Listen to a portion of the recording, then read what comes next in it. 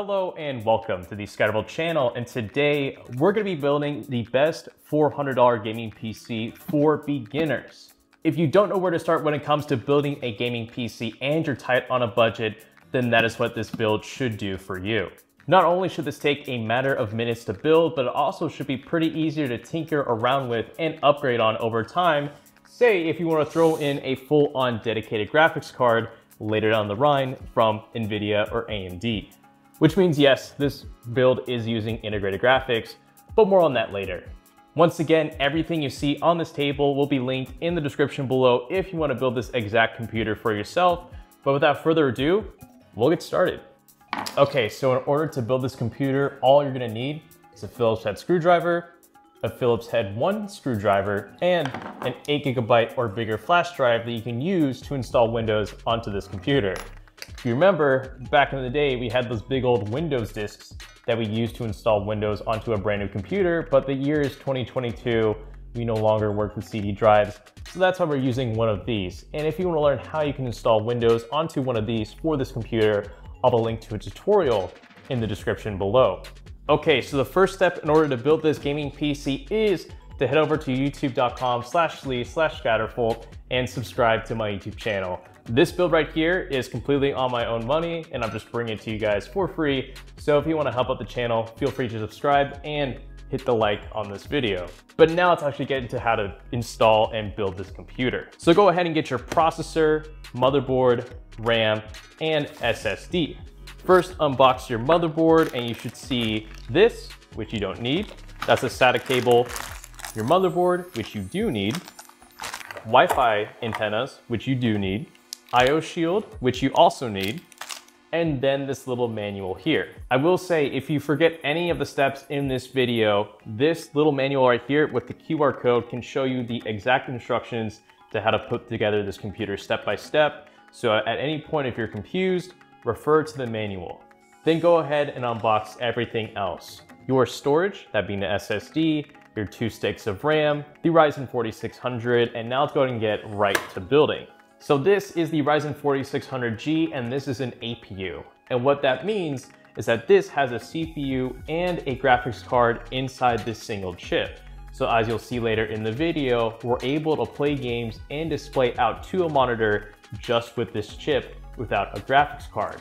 But once again, one of the reasons why this is such a great beginner-friendly computer is that later down the road, if you want to chuck in like a graphics card of your choice, whether that be from AMD or NVIDIA, that'll take over the graphics from this 4600G, so you just use the CPU portion of this. But for the graphics, you can use that dedicated graphics card. So to install this, locate where the triangle is here on the 4600G and locate where the triangle is here on the motherboard, which is going to be right there. So go ahead and unlatch this, gently drop in the 4600G. So you can see the triangle here is lining up with the triangle on the socket. Close that, and that is it. And the Ryzen logo should be in line with this little black thing. Now the next thing I want you to do is to go ahead and grab your Phillips 1 screwdriver, or your Phillips head, and go ahead and take out these little black things. We need to do this first before we install the CPU cooler.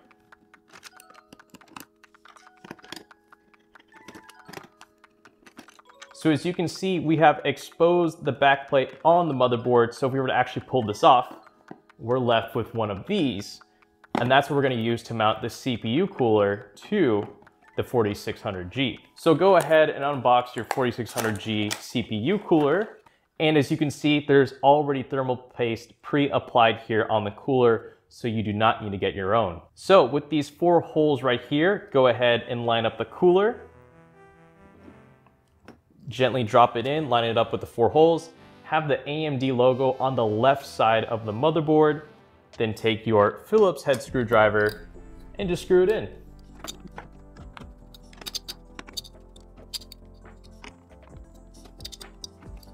All right, so we have the CPU cooler installed on the motherboard, but how is it exactly going to communicate with the actual motherboard itself if it wants to know when to turn on or not?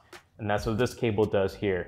This is the CPU cooler cable, and if you're wondering where you're gonna plug this in, you can either look in the motherboard manual or here on the motherboard, it'll say right here, CPU fan. So right here, go ahead, drop that in, and that's how you install your CPU cooler. Next up is going to be the RAM. And for this build, I'm going with 2 sticks of 8 gigabytes of 3200 megahertz Castlane C16 RAM, which totals out to 16 gigabytes of memory. This is pretty much the standard for most budget builds, but it's especially going to be important for this build because we're using integrated graphics. So if you're wondering where the memory for those integrated graphics on the 4600G is going to go, it's going to go towards these RAM sticks. So in order to install this, it's very simple. Universally, for 2 sticks of RAM on a motherboard with 4 slots right here, you're going to want to install this onto RAM slots A2 and A1. So as you can see, both of these slots here on the RAM slots on the motherboard are not the same size, which means this is only going to go in one way. So just go ahead and line it up properly. Make sure that clicks in. And there you go, you have your RAM installed. Then the last thing we need to tinker with the motherboard is to install our M.2 storage, which once again is going to hold your Windows operating system, your games, your files, or anything like that. And installing this is also pretty simple. Go ahead and remove this tiny screw right here, which will leave this open socket here. And then this will go into the motherboard right here on the slot, and this will only go in one way. As you can see, there's a little notch here on the M.2 SSD. So go ahead and line it up. There should be a little click. Grab your tiny screw, press this down, and screw it in. And then the last thing we're gonna install are these Wi-Fi antennas to be able to have Wi-Fi in our PC. And here on the I/O of the motherboard, we can see this. But we're actually gonna wait to install this later because we're gonna first put in the motherboard into the PC case and then get to these. So this is what your motherboard should currently look like. The CPU cooler should be mounted on there with the AMD logo on the left side, along with the CPU cooler cable plugged into here where it says CPU cooler on your motherboard, with these 2 sticks of RAM in these 2 slots, the 2 farthest slots with 1 separated in between from the CPU cooler, and then your M.2 SSD right here. And once again, we'll put on these Wi-Fi antennas near the end of the build. So now let's go ahead and put the motherboard into the PC case. So you may be wondering, where do I go from here? Well, the first thing I do is don't even open up the front side of the computer, open up the rear. So let's go ahead and take off these 2 screws right here.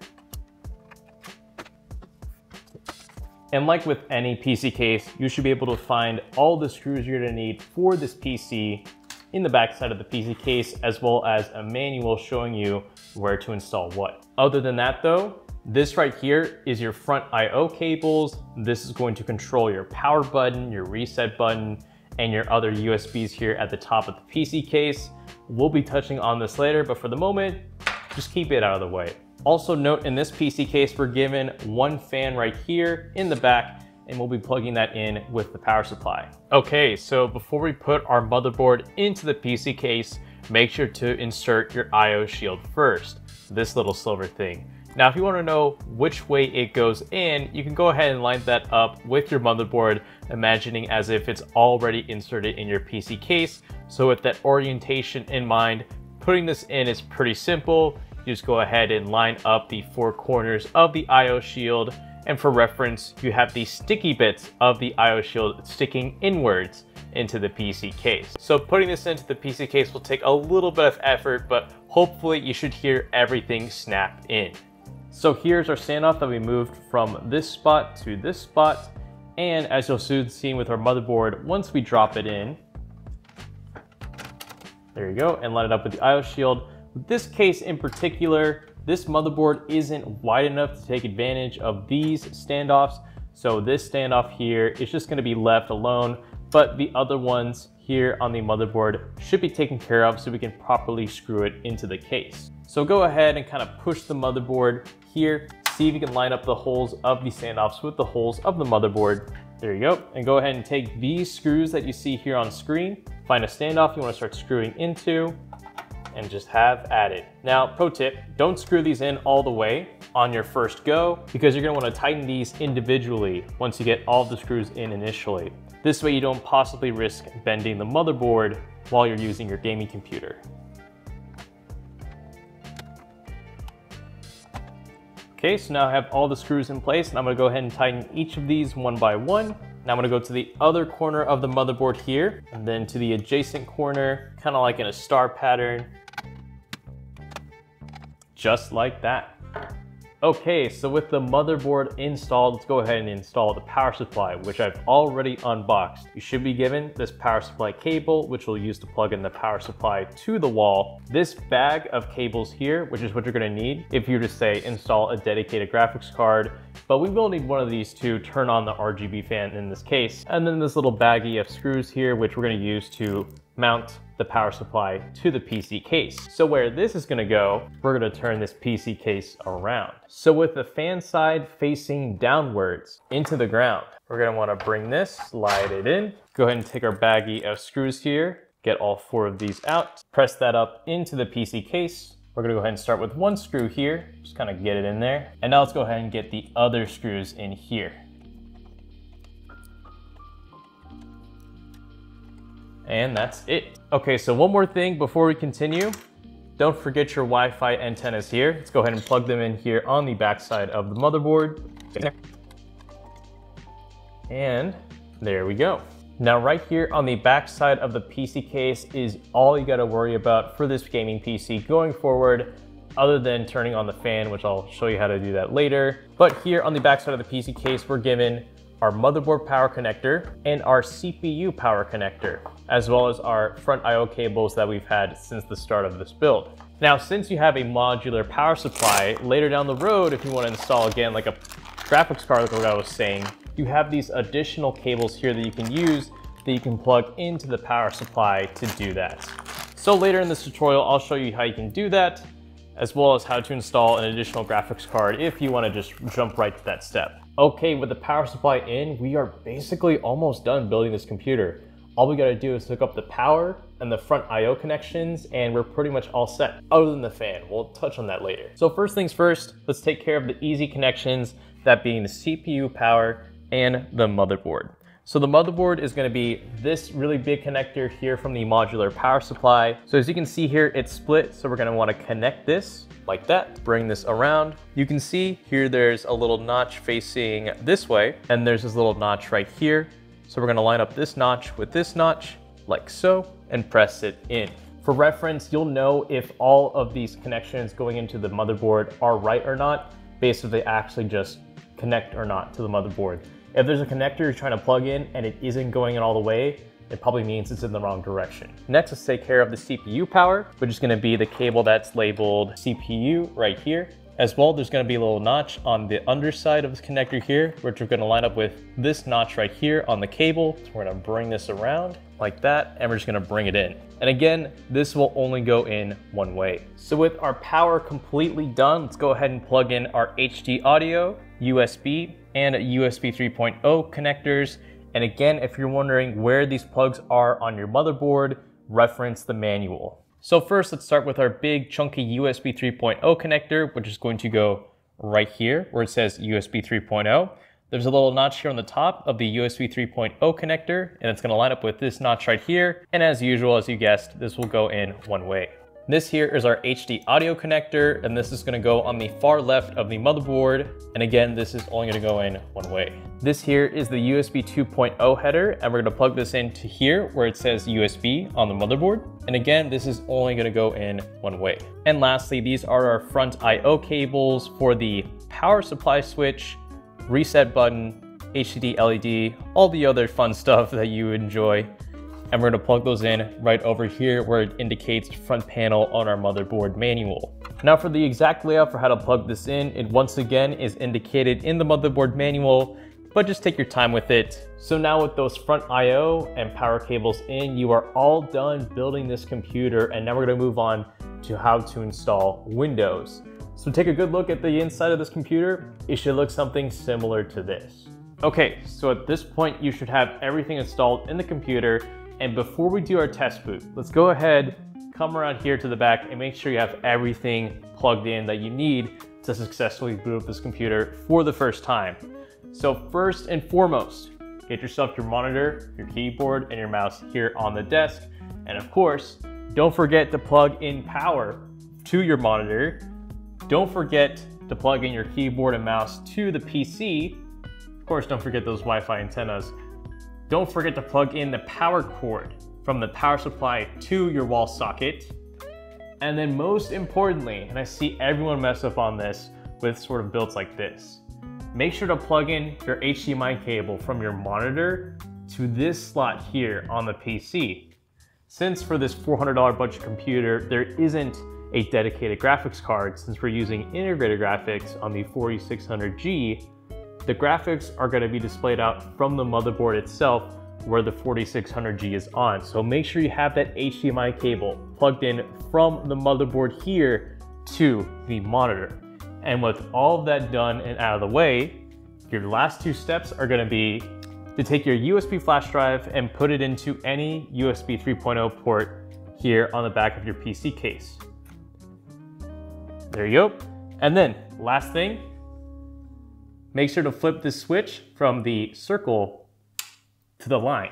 And that means you are ready to boot up this computer, which we're gonna do right now. Press the power button and you should see some fans spinning here in the PC case. We don't have the fan here plugged in for the case fan, but we'll deal with that later.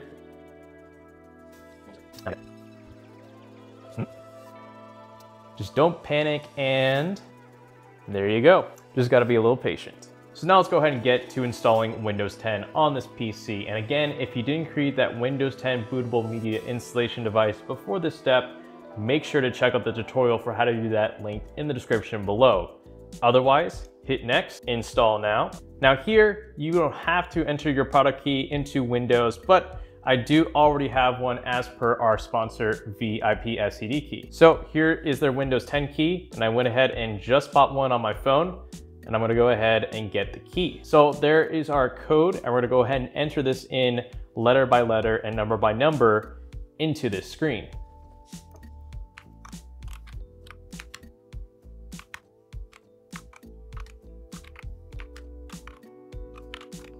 Okay, and with our code entered, let's go ahead and hit next. There we go. It's accepted our VIP SCD key, Windows 10 key.